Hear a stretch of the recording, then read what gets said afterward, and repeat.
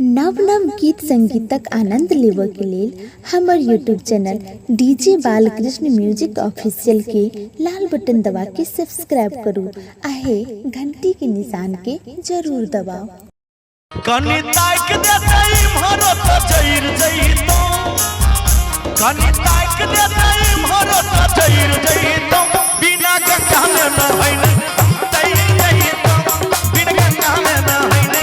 तई जइतो कनी ताक देतई भरत मइर जइतो कनी ताक देतई भरत मइर जइतो हेरे मइर जइतो बिना गंगा में न हेले हम तई जइतो बिना गंगा में न हेले हम तई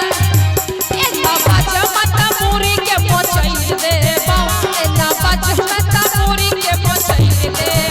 तोरा खापड़ लेके जाने के फोड़ देबो तोरा खापड़ लेके जाने के फोड़ देबो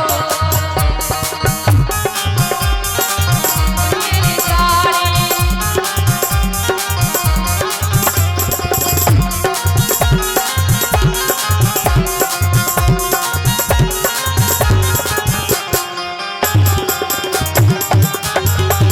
जय हो और कहबे पूजा जी लच लच लच कैसे पताली कमर के लच लच लच या पताली कमर रे भैया नहीं दिल में हमारा सवार के हमारा दिल में सवार रे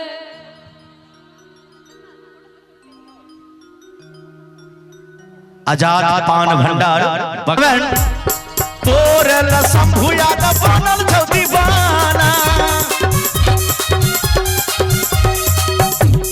तोरे शंभु यादव आ तोरे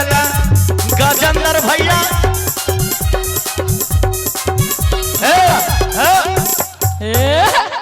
गे तोरे गजेंद्र भैया हे गे बनल छौ दीवाना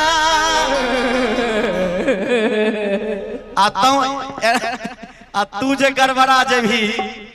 हमारे लगा गजेंद्र भैया बनल छै दीवाना आ तोरे ले शंभु यादव हे गे गाबै छौ गाना हमारे ला शंभु यादव गाबै छै गाना आ तोरा खातिर हमें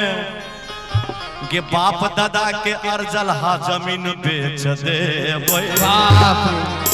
बताओ एगो लड़की दुआरे अपन बाप दादा का जमीन बेच देती देखिए भाई जवाब दो लड़की ला जमीन जजाती अपन चाहती तो पूरा आगा टोपी कच्चा बनियान सब बेच सके छे किया की चीजें अहाँ गजब जना संजय जी अपन बेच देती सब चीज ना बाहर तक सब चीज अभी भैया के लिए किछ कहिए गे तोरा खातिर हम भैया सबसे लइर जई हे गे लइर जई बिना गंगा में न होइने